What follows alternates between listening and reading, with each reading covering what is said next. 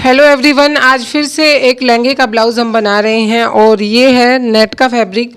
तो नेट के फैब्रिक में जब हम ब्लाउज़ बनाते हैं तो क्या क्या चीज़ों का हम ध्यान रखते हैं। तो यहाँ पे मैंने जब पैड लगानी थी मेरे को, तो क्योंकि ये नेट का ब्लाउज़ था तो मैंने जो है अस्तर और लाइनिंग को एक साथ जोड़ा है, अलग अलग नहीं जोड़ा है, क्योंकि फिर जो है वो जोड़ा हुआ दिखता है।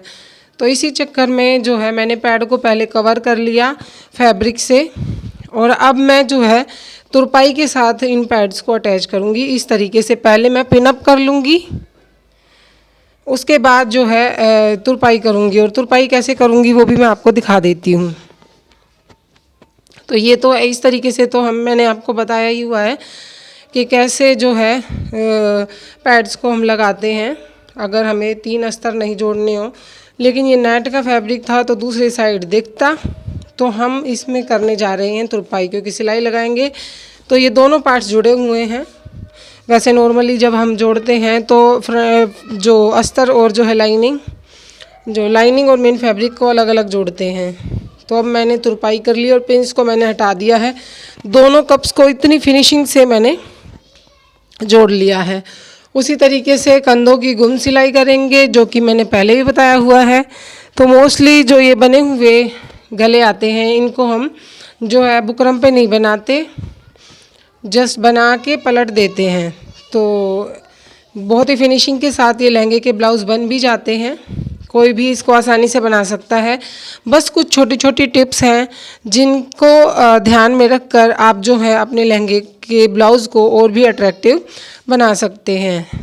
तो ये तो गुम सिलाई करना आपको आता ही है। उसके बाद हम जो है एक पार्ट पे तो पहले लगा चुके हैं टॉप स्टिच। जब हम गुम सिलाई कर लें उसके बाद जो है दूसरे पार्ट में भी टॉप स्टिच लगा देंगे। तो ये देखिए, जब मैंने तुरपाई से इसमें पैड अटैच किया तो बड़ी परफेक्टली पैड भी अटैच हो गया। तो आज हम छोटी छोटी बातें सीखेंगे।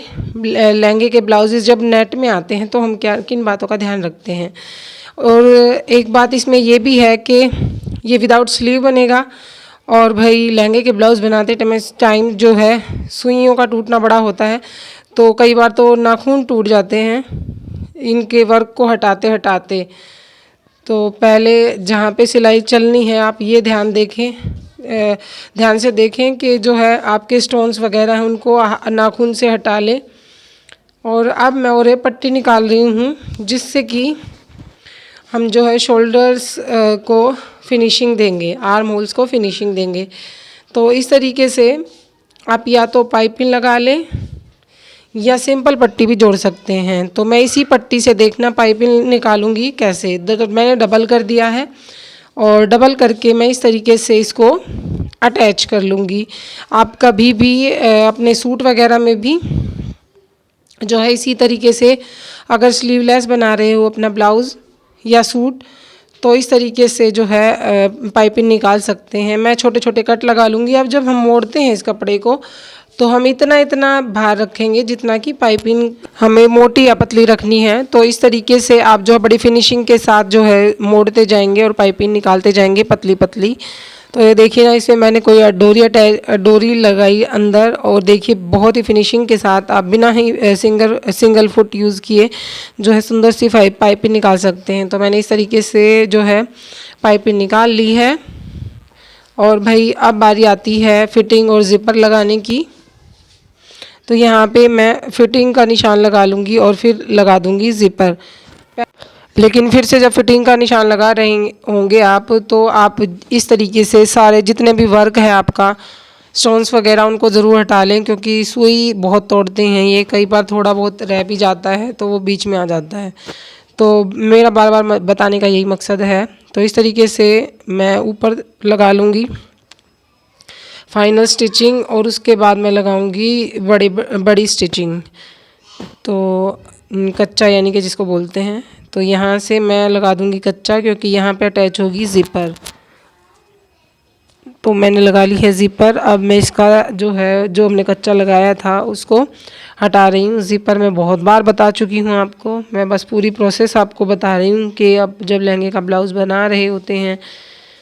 फिर मेरे को जो वाइट था उसमें मेरे पास डोरी नहीं थी, तो मैं यहाँ पे जो है हम निकालते हैं पतली वाली डोरी, वो निकाल रही थी मैंने। और मेरे कपड़ा काटा और उसमें धागा डाल के जैसे हम डोरी बनाते हैं उसी तरीके से मैंने साइड में सिलाई चला दी। अब मैं इसको पलटने के लिए एक ऑल पिन का यूज़ कर रही हूँ। तो इस तरीके से आप पिन का भी यूज़ कर सकते हैं और अपनी सारी डोरी को पलट लेंगे। तो इस तरीके से मैंने सुंदर सी डोरी बना ली दोनों।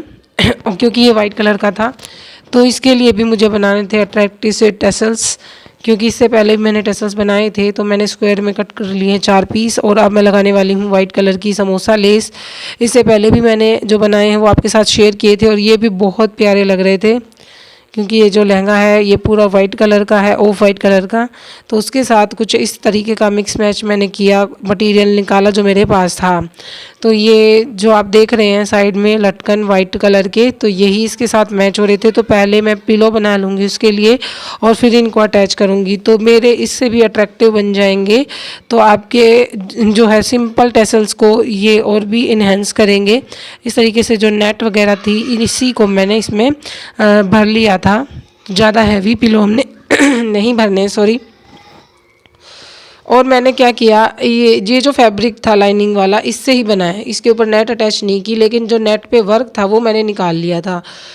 अब ये जो टैसल्स थे इनको अटैच किया सुई धागे की हेल्प से और उसके बाद यहाँ पे मैं दोनों साइड जो है ये पाइपिंग अटैच कर दूँगी, ये जो डोरी मैंने निकाली है। और फिर मैंने जो है ये जो वर्क हो रखा था इसके ऊपर दोनों साइड इसको भी मैंने लगाना था। तो इस तरीके से जो है मेरा पिलो लटकन बन के रेडी हो गया था, जो कि बेहद यूनिक था, सबसे यूनिक था मैं तो यूँ कहूँगी। जब आप खुद से ये चीज़ें बनाते हैं तो वो अपने आप में यूनिक होती हैं, क्योंकि हम ना ही किसी से कॉपी करके बना रहे होते हैं। तो उसमें आप और भी अपना इसमें कुछ ऐड कर सकते हैं। तो यहाँ पे मैंने जो इसके ऊपर वर्क हो रखा था उसको लगा दिया और आप देख सकते हैं मेरे कितने यूनिक टैसल्स बन के रेडी हुए हैं और मेरा ब्लाउज़ भी बन के रेडी हो गया है। तो इसका लुक कैसा लगा मुझे कमेंट करके बताइएगा। और आपको आज की वीडियो कैसी लगी मुझे ये भी बताइएगा, क्योंकि हम अलग अलग तरीके के टैसल्स बना रहे हैं वो भी आप देख ही पा रहे होंगे। और भी आगे हम अच्छे अच्छे टैसल्स बनाएंगे, वो भी मैं आपके साथ ज़रूर से शेयर करूँगी। तो फाइनली मेरा जो है ब्लाउज़ बन के रेडी हो गया था।